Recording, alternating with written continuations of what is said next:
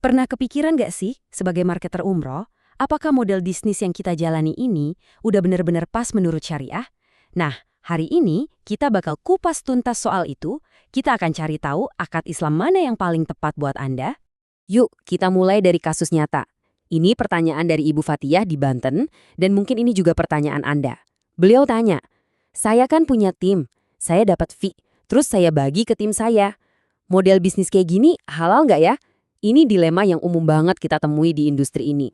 Nah, sering banget kita dengar istilah samsara dipakai buat perjanjian marketing umroh ya.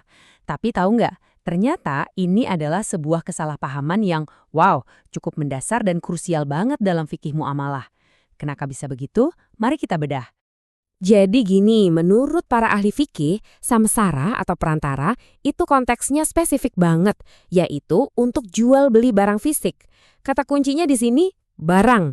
Ada wujudnya, ada perpindahan kepemilikan. Jadi bukan buat jasa. Nah, ini dia nih bedanya yang paling penting. Paket umroh itu kan pada dasarnya adalah jasa perjalanan ya kan?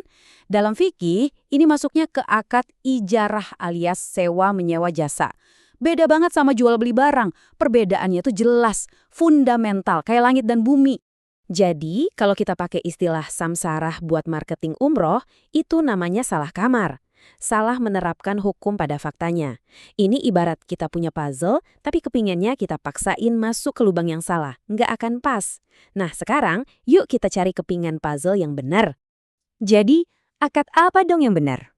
Jawabannya adalah ijarah. Dalam skema ini, posisi Anda sebagai marketer itu adalah sebagai ajir, atau gampangnya, seorang pekerja yang dibayar untuk menyediakan jasa pemasaran kepada agen travel. Simpel kan? Tapi bentar, pasti ada yang nanya, gimana dong dengan koper, seragam, atau buku-buku yang kita dapat? Itu kan barang, bukan jasa. Pertanyaan bagus banget, dan kerennya, hukum Islam punya jawaban yang sangat elegan buat ini. Ada satu kaidah fikih fundamental yang jadi pemandunya di sini, bunyinya at-tabi'u tabi'i. Kedengarannya rumit? Enggak kok. Ini prinsip yang luar biasa simpel, tapi bisa memperjelas semuanya. Artinya gini, yang sekunder itu ngikutin yang primer. Yang kecil ngikut yang besar. Coba kita pikir, inti dari paket umrah itu apa? Perjalanannya kan? Jasanya kan? Nah, nilai dari jasa itu jauh lebih besar daripada nilai koper atau seragamnya. Jadi, bonus-bonus itu cuma ikut aja sama akad utamanya, yaitu ijarah. Oke, akad utamanya udah jelas ya, ijarah. Sekarang, kita balik lagi ke pertanyaan kedua dari Ibu Fatihah. Boleh nggak sih kerjaan marketing ini saya oper ke tim saya, terus saya bayar mereka dari fee yang saya terima? Nah, jawabannya tergantung. Tergantung dari isi kontrak Anda dengan pihak travel. Pertanyaannya, apakah travel itu merekrut Anda secara personal karena nama baik dan skill Anda, atau mereka sebenarnya cuma butuh pekerjaannya beres, yaitu dapat jamaah, nggak peduli siapa yang cari. Ini dua skenario yang hukumnya beda banget. Biar gampang, bayangin deh kita mau jahit baju. Kalau Anda datang ke desainer top, sebut namanya, dan minta dia yang desain dan jahit, ya dia nggak boleh dong ngasih kerjaannya ke asisten.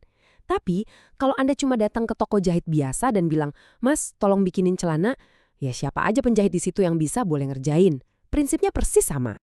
Oke, biar nggak bingung dan bisa langsung dipraktekin, yuk kita rangkum semua ini jadi sebuah checklist praktis. Ini bisa jadi panduan Anda untuk memastikan bisnis Anda berjalan di rel syariah.